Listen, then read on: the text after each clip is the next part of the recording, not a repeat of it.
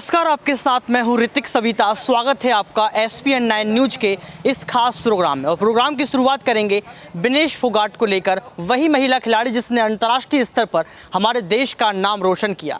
परचम लहराए इसके बावजूद भी जंतर मंतर पर प्रोटेस्ट करना पड़ता है और ये कहना पड़ता है कि बीजेपी के ब्रजभूषण शरण सिंह जैसे नेता ने उसके साथ यौन उत्पीड़न किया। इसके बावजूद भी देखा जाता है कि ब्रजभूषण शरण सिंह जैसे नेता लगातार जो है सड़कों पर रैलियां कर रहे हैं, लगातार जनसंपर्क कर रहे हैं और ये राजनीति नहीं छोड़ रहे हैं, राजनेता लगातार बने हुए हैं। तो दर्शकों, ये सवाल खड़ा होता है कि अनुराग ठाकुर ने जो वायदा किया था उस वायदे को कब पूरा करेंगे। 4 हफ्ते बीतने वाले हैं, इसके बावजूद भी देखा जाए तो ब्रजभूषण शरण सिंह की ना गिरफ्तारी हुई, ना इस्तीफा लिया गया और ना ही जो है यहाँ पर पार्टी से बर्खास्त किया गया। तो दर्शकों, सवाल ये खड़ा होता है, क्या बीजेपी पार्टी उन तमाम नेताओं को बचाने का काम करती है जो बीजेपी के अंतर्गत काम करते हैं, जो बीजेपी के लिए काम करते हैं? आखिर विनेश फोगाट जैसी महिला खिलाड़ी को न्याय कब मिलेगा, ये बड़ा सवाल है। पहली बात यहाँ पर इमरान प्रतापगढ़ी ने कही है, यत्र नार्यन्तु पूजयन्ते रमन्ते तत्र देवता। वहीं रजनी ने कही है, यत्र नार्यन्तु पूजयन्ते रमन्ते तत्र देवता। यानी कि तमाम खिलाड़ियों ने, तमाम महिलाओं ने, तमाम नेताओं ने यही बात कही है कि ये देश नारियों की पूजा के लिए जाना जाता है, यानी कि इस देश में नारियों का सम्मान सर्वोपरि है। इसके बावजूद भी बीजेपी के नेता आखिर ऐसा क्यों कर देते हैं? बेटी बचाओ बेटी पढ़ाओ का नारा किसका है? बीजेपी पार्टी का। इसके बावजूद भी यहाँ पर बीजेपी पार्टी ब्रजभूषण शरण सिंह जैसे नेता को बचाने का काम करे। इसी मुद्दे को लेकर हमारे साथ बात करने के लिए मौजूद हैं अबरार, उनको बुलाएंगे और उनसे तमाम सवाल लेंगे कि किस तरीके से यहाँ पर जो है बीजेपी पार्टी अपने नेताओं को बचाने का काम कर रही है। बहुत बहुत स्वागत है अबरार आपका। धन्यवाद। पहला सवाल सर आपसे ये रहेगा कि ब्रजभूषण शरण सिंह कब, ये जो मामला था कितने पहले आया था, इस्तीफा भी अभी तक नहीं लिया गया, 4 हफ्ते जो है बीतने वाले हैं, तो क्या बीजेपी पार्टी अपने नेताओं को बचाने का काम कर रही है सर? देखिए, लगातार आप देखिए, जिस तरीके से आप कह सकते हैं कि किसानों का मुद्दा रहा और कई बड़े मुद्दे रहे और उस पूरे मुद्दे को लेकर के बीजेपी पार्टी का जो पक्ष रहा है वो किस तरीके से रहा है अपने नेताओं को लेकर के, खासतौर से वो सभी की नज़रों के सामने। और अभी की अगर बात की जाए तो दरअसल इस समय सीधे तौर पर आप कह सकते हैं कि ब्रजभूषण सिंह को लेकर जो तमाम वादे किए गए थे उन महिला खिलाड़ियों से, और ये कहा गया था कि जल्दी इस पूरे मुद्दे पर जो है फैसला लिया जाएगा, बीजेपी हाईकमान इस पर चिंतन मंथन करेगी और खिलाड़ियों को किसी भी तरीके से परेशान होने की ज़रूरत नहीं। लेकिन आज आप देखिए कि इस पूरे मुद्दे को कई, आप कह सकते हैं कि दिन गुजर गए, महीने गुजर गए, तो ऐसे में अगर इस पर कोई फैसला नहीं लिया गया है तो ये दरअसल दर्शाता है कि बीजेपी की मंशा क्या और बीजेपी के बोलने और करने में कितना अंतर है। तो ये साफ स्पष्ट बात है कि बीजेपी उन खिलाड़ियों को किसी भी तरीके से इंसाफ नहीं देने जा रही है। हालांकि अनुराग ठाकुर जो कि खेल मंत्री है वो वहाँ पर पहुँचते हैं, उनसे तमाम वायदे किए जाते हैं और इस तरीके से आप देखिए कि जो देश का नाम रोशन कर रही है उनके साथ इस तरीके का दुर्व्यवहार और उसके बाद भी जो है जिस तरीके से बयान रहा था उस मंत्री का, जिसको लेकर के इस तरीके के गंभीर आरोप लगाए गए थे, उनके ज़हन में किसी भी तरीके सवाल ये भी खड़ा होता है कि देश के प्रधानमंत्री 1 घंटे स्पीच देते हैं, संसद में जो है लगातार विपक्ष पर निशाना साधते हैं, इसके बावजूद भी देखा गया कि एक बार भी जिक्र नहीं किया पर ब्रजभूषण शरण सिंह को लेकर, विनेश फोगाट को लेकर एक भी ट्वीट नहीं किया।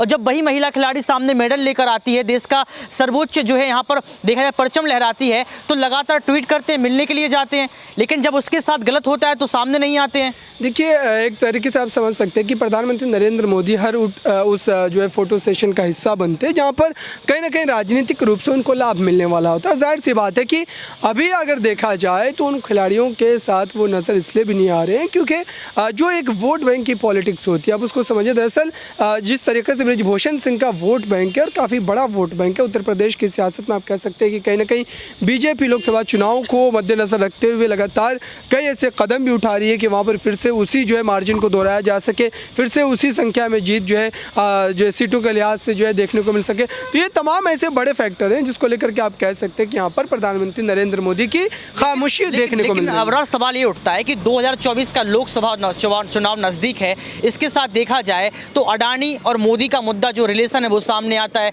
इसके अलावा देखा जाए तो जो बजट पेश किया गया उस पर भी सवाल खड़े हो रहे हैं, विनेश फोगाट जैसा मामला सामने आ जाता है। तो आपको नहीं लगता है कि एक के बाद एक देश के प्रधानमंत्री पर सवाल खड़े हो रहे हैं और देश के प्रधानमंत्री की नैया डूब रही है, छवि खराब हो रही है? अगर छवि खराब होती है तो 2024 के लोकसभा चुनाव में कितने % जो है वोटिंग शेयर घट सकता है? देखिए बिल्कुल इस पूरे मुद्दे को लेकर के जिस तरीके से विपक्ष लगातार हमलावर है, पर जिस तरीके से राहुल गांधी ने इस पूरे मुद्दे को लेकर के गंभीर रूप से कई प्रश्न जो है पूछे, लेकिन सरकार की तरफ से अगर आप कह सकते हैं इस पूरे मुद्दे पर कोई जवाब नहीं दिया जा रहा, तो जाहिर सी बात है जनता के बीच एक गलत मैसेज, एक गलत जो है आप कह सकते हैं पैगाम जा ही रहा है। और अभी अगर बात की जाए तो कहीं ना कहीं बीजेपी के खिलाफ जो आप कह सकते हैं कि एक माहौल बनाने में जो है राहुल गांधी भारत जोड़ो यात्रा के माध्यम से कहीं ना कहीं सफल हुए हैं।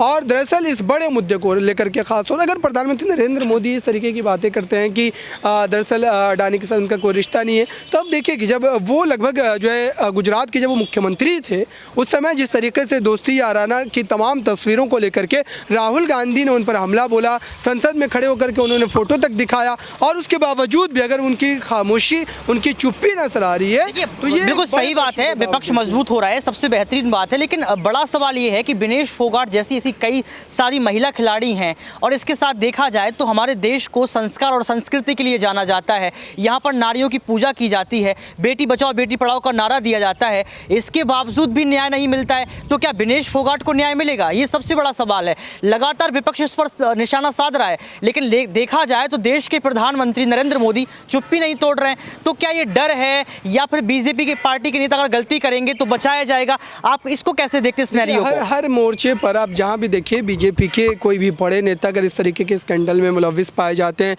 फंसते हैं, तो बीजेपी दरअसल उनका ही पक्ष लेती नजर आती है। कई मुद्दों को आप जो है निकाल करके देख सकते हैं और इस पूरे मुद्दे पर भी इसी तरीके से जो रवैया बीजेपी हाईकमान का देखने को मिला है। हालांकि उस समय ऐसा लग रहा था जिस तरीके से ये मुद्दा लगातार सुर्खियों में आया था और तमाम खिलाड़ी विनेश फोगाट के समर्थन में वहाँ पर नजर आ रहे थे।